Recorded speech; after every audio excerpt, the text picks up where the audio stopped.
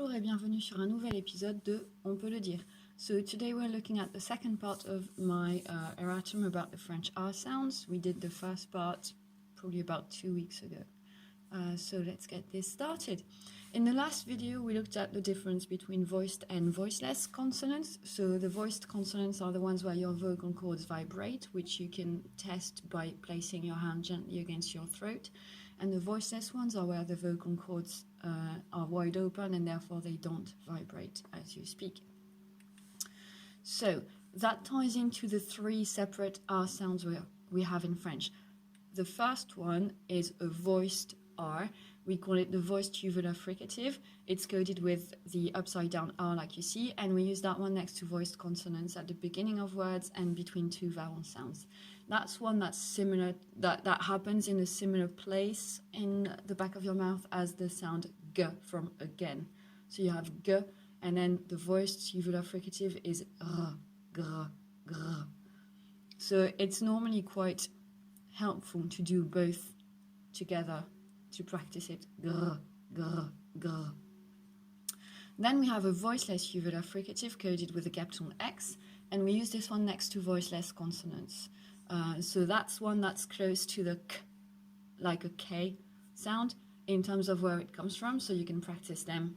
Again, like as a pair, it might be helpful. So you'd have kr, kr, kr, kr. So basically, for the first one, you place your mouth as if you wanted to do G, and you try to create some friction or some vibration at the back of your tongue, between the back of your tongue and your uvula. So that's going to give you gr. And with the second one, the voiceless one, you place your mouth as if you wanted to do a K sound, as in koala, and you try to create that friction as well. So that gives you a kr, kr, kr. And then the third one is what we call an approximate. You can also call it a lazy one if you want. So that's the one we use at the end of a word. If you have an R sound at the end of a word, we tend to be a bit lazy and sort of glide over it without making it very clearly fricative. And nowadays it's also spreading throughout France. So sometimes people code it with the upside down R and a T, but it doesn't really have an official code because it's a natural evolution of the language. So that's just us finding shortcuts. In other countries, it might not be used as much. So like in Switzerland and in Quebec, they might not be doing the lazy fricative the way we do it in France. But I know that's probably the one I do most of the time spontaneously if I'm not thinking about my R. So that's for the three separate R sounds. So let's have a look at each one separately now. We'll start with the voiced uvular fricative, which is your R sound. And so as I said, it's next to voiced consonants. So we'll have some examples here. You have bras droit. So because B and D are voiced, the following R will be voiced as well. Bras droit, which means right arm. But you can use that phrase when you want to say the right hand of someone, metaphorically speaking. Then we have gris perle. So here the G is voiced consonant. The L in perle is also considered voiced, and it's also preceded by a vowel, which obviously vowels are all voiced. And so that's pearl grey, and it becomes a voiced R. So gris perle. And then we have vrai. Vrai, that's an adjective, it means true, or you can also use it to say real. And because the V is voiced, the R will also be voiced. So we have vrai. So vrai. At the beginning of a word, you also usually need a voiced uvular fricative sound. So for example, in the adjective rigolo, which means funny, rigolo, in the noun rat, which means rat, and in route, which means road. And I don't know if you're hearing it, but I have to work hard at making them voiced because it's so weird for me to exaggerate it instead of doing the lazy one, which is spreading in France so much, so that's the one I've heard most of my life. So rigolo, rat, route. And then between two vowel sounds, we also should have a voiced uvular fricative. So for example, in the noun souris, which is a mouse, souris, in parent, parent, which is parents, and arrivé, arrivé, which is arrival. Okay, Now let's have a look at the voiceless ones. So voiceless is basically just in one case scenario, and that's when you have voiceless consonants. It would be too much hard work for your mouth and speaking organs to go from voiceless to voiced within a syllable. And so if you have a voiceless consonant, the R next to it gets voiceless as well. It just makes life easier. So we have, for example, the number 3 for 3, 3. We have crise, crise, which means a crisis. We have froid, froid, which means cold. And apprendre, apprendre, to learn. Apprendre. So t, k, f, and p are all voiceless consonants. If you do them with your hand against your throat, you'll see it, well, you'll feel it doesn't vibrate. And that's why the R is also voiceless in those cases. Now, the approximate voiced uvula is the one that I'll go for usually without noticing. So officially, that's the one that we have at the end of a word. So for example, here we have the preposition pour, for. That can also be used as a conjunction to make a subordinate clause. So that's to say in order to. So pour, we don't mark out, we don't do pour, and we don't do pour, we do pour, pour. Finir, to finish, finir. Docteur, docteur is doctor, obviously, and noir is the color black, noir. So you can barely hear the R. It's a very lazy one because it's at the end of a word. Okay.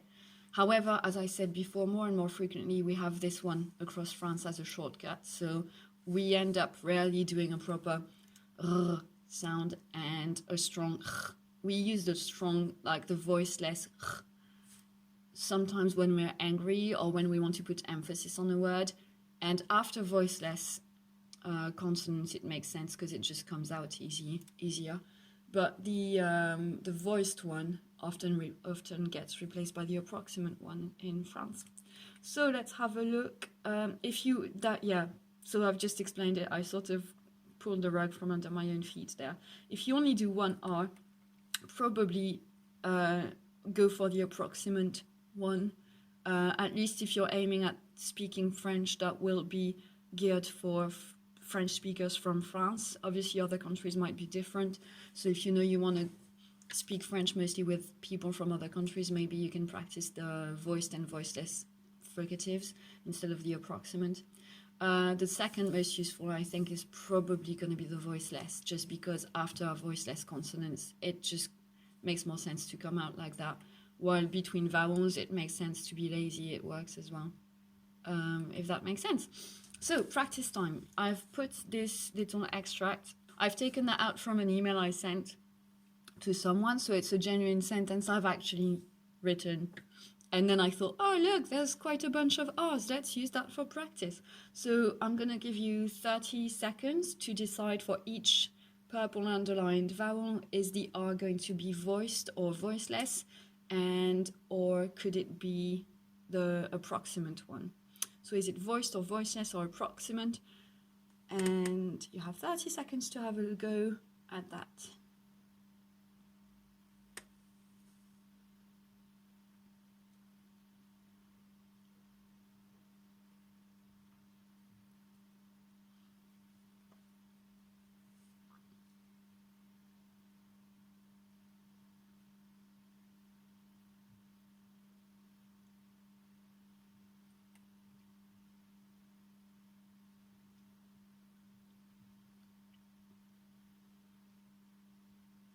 Okay, so let's have a look. Voiceless R, we have it in premier because P is voiceless, and in préférable, the first syllable, because again P is voiceless. And then we have the voiced one for tort because it's after a vowel, and then attendre, D is voiced, so the R should be voiced, and érable at the end of préférable should be voiced because it's between vowels. Now I'm saying should because all the voiced ones I've just mentioned, when I speak normally, will probably come out approximate. So if I read this out just spontaneously, you'll see it's probably going to be approximate. I don't think they're going to come out as voiced. I'm saying I don't think because I've tried this one several times and it rarely comes out exactly the same way twice, because human beings aren't robots. We don't do exactly the same thing twice in a row. So we have tu n'as pas tort, attendre que tu aies fait un premier jet semble préférable. Tu n'as pas tort, attendre que tu aies fait un premier jet semble préférable. So tu n'as pas tort definitely got lazy. Attendre the first time was lazy, and the second time the R dropped, which is quite common if you have a verb that ends in RE and it's followed by a strong consonant sound. Like here we have que, which is quite strong. We often drop the R, and then context just lets people know that we mean attendre, not attendre. Anyway, attendre doesn't exist in French, so we often drop the final R. Premier and préférable remain voiceless R's, and that's because of the P in front of them. But préférable, again, that R, the second one, gets lazy. So that's the way I would read this. Tu n'as pas tort, attendre que tu aies fait un premier jet semble préférable. Tu n'as pas tort, attendre que tu aies fait un premier jet semble préférable. And if you want to know what that means, it's not that important, but it just means you're not wrong. Tu n'as pas tort is like, yeah, you're not wrong. Waiting for you to have done a first draft seems preferable, because we were discussing proofreading process for publishing a scientific study summary. So yeah, that's what that means. So that's it for today. Here you've got the sources again. They'll be in the description again in case you want to investigate. And the thoughtco.com website is really an interesting one, and that YouTube channel.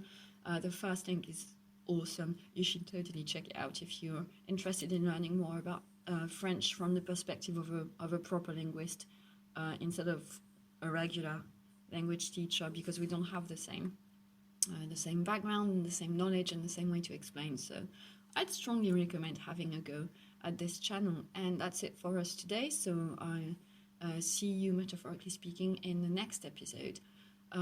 As usual, like if you like this, subscribe if you haven't already done so, comments below if you have any feedback for me, and share it with people you think this might help. Thanks for watching, see you next time, and don't forget, on peut le dire.